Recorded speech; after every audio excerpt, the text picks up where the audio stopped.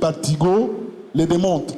À 9h56, il a appelé Floribert Chebeya pour lui dire qu'il y avait possibilité pour lui d'être reçu par l'IG dans l'après-midi. Oui, inspecteur principal. Je les confirme, monsieur le président.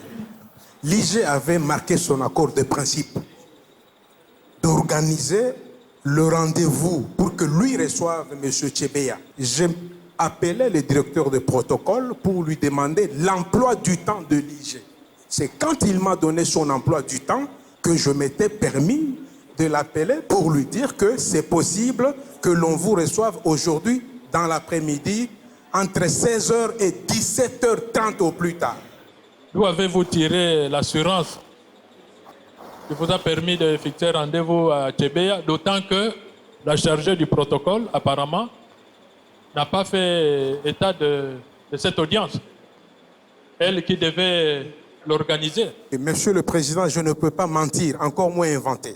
Je vous dis ce qui s'était passé. Lorsque elle m'a donné les programmes, l'emploi du temps du chef.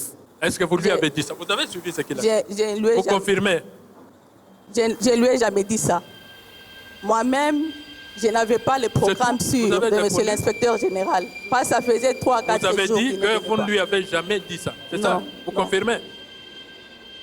Vous confirmez que vous ne lui avez jamais dit? Je le confirme. Et ce n'est pas dans mes habitudes de mentir. S'il faut dire la vérité, je vais dire la vérité. Le colonel Allen nie donc le rendez-vous officiel entre Floribert Chebeya et le général Numbi. Les avocats de la partie civile demandent alors à consulter le registre des entrées afin de prouver la présence de Floribert dans les locaux de l'inspection générale de la police le jour de son assassinat. Avec John Numbi, arrivé là-bas, il m'a appelé. On s'est parlé au téléphone. À 16h56, Floribert me dit, ma femme